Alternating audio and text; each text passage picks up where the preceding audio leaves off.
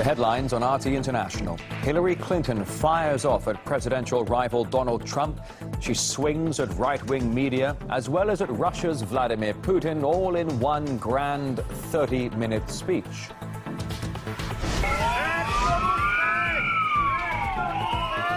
Angela Merkel met by demonstrators in Prague, furious at her ongoing migration policies.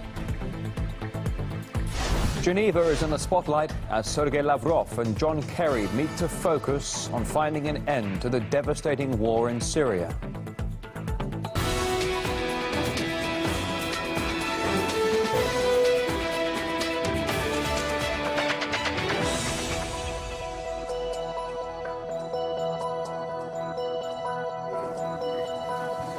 Midday in Moscow. Thanks for joining us. It's RT International. Democratic presidential candidate Hillary Clinton has lashed out yet again at her Republican opponent.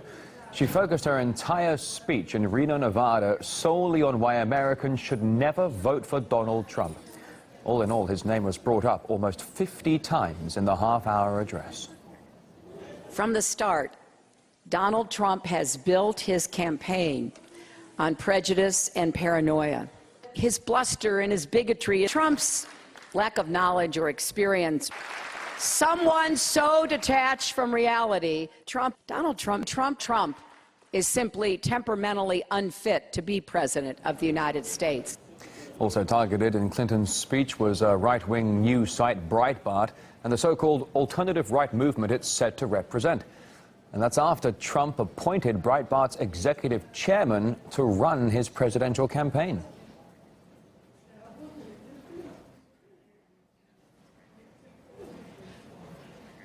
Now, alt-right is short for alternative right. These are racist ideas, race-baiting ideas, anti-Muslim, anti-immigrant, anti-women, all key tenets making up the emerging racist ideology known as the alt-right. So the de facto merger between Breitbart and the Trump campaign represents a landmark achievement for this group. Clinton has been outspoken about that movement. However, supporters describe it as a new brand of U.S. conservatism widely represented in online media by sites including Breitbart. Well, besides railing against Trump's links with the so-called alternative right, Clinton also pinpointed the grand mastermind of the supposed rise of radical conservatism worldwide. It must be to blame on one man. Here's Guy in Chichikan.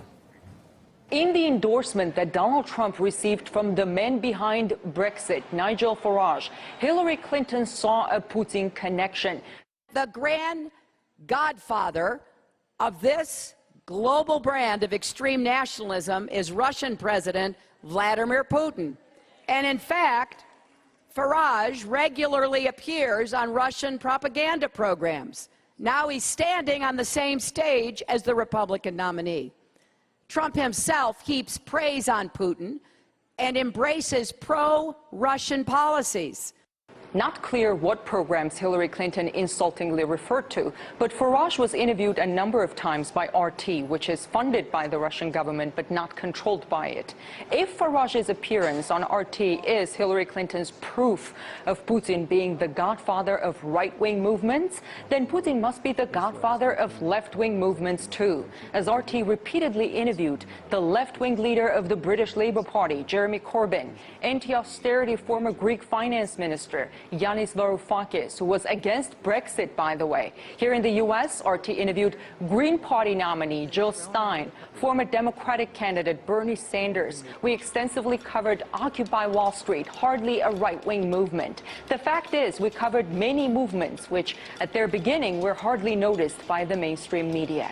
Ahead of this presidential election, Hillary Clinton and her campaign have persistently tried to somehow link Donald Trump to the Russian president, to insinuate that Trump is disloyal to his country, to discredit him and his supporters.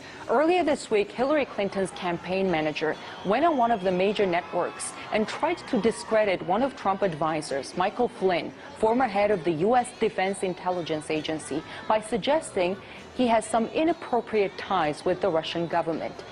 His evidence? Michael Flynn was interviewed by RT and was invited to RT's anniversary in Moscow, where the Russian president was also a guest.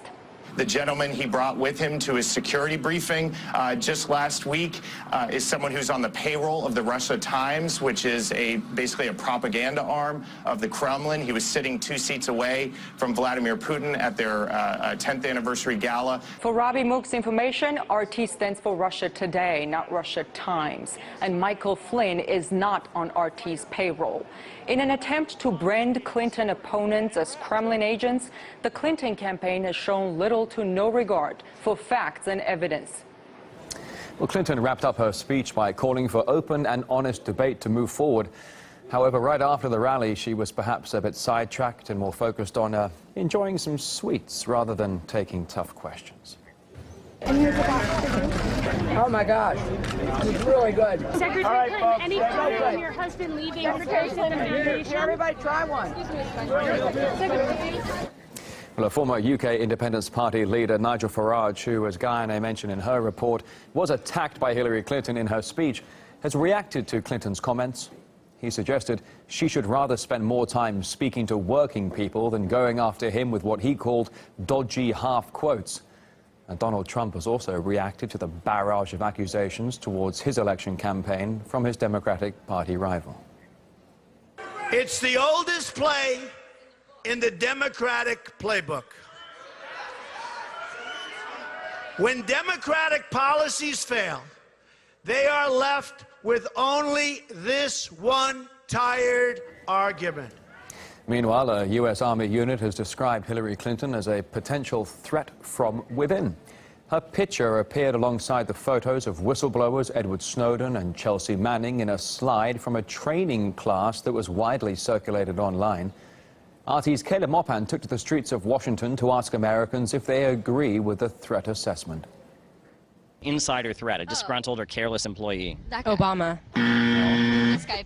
I don't know. Do you think? I think Clinton, And why do you think that? because she's a liar. Oh my God. America. And you're right. Oh! So they listed, you know, the guy who shot up the fort. Caleb, when you talk, Bradley Manning. Oh, Bradley Manning, Edward Snowden, others. Who do you think that they put there? Hillary Clinton. Yeah. You think it was Hillary Clinton? Yeah, well, she can't be trusted, and everything she says lies. She's Teflon Jane. I mean, everything she does is just falls off her back. So, do you trust Hillary Clinton? Yeah, I probably trust her. Even after the email scandal? Sure. Do you have any guesses about who the person was? No clue. Okay, what if I told you it was a very prominent person? It'd be like Hillary with her email leakage. You were right. Is that a security risk? Yeah, it's the idea. Somebody who's like a security risk. Someone who works there, they become disgruntled, they become careless, and then they start putting security in jeopardy. I'll be saying Donald Trump myself. No, it's not him, Donald Trump. Clintons just get a free pass at everything. On the streets of Washington, D.C., a lot of people thought the idea of Hillary Clinton as a security risk wasn't strange at all. Caleb Moppin, RT, Washington, D.C.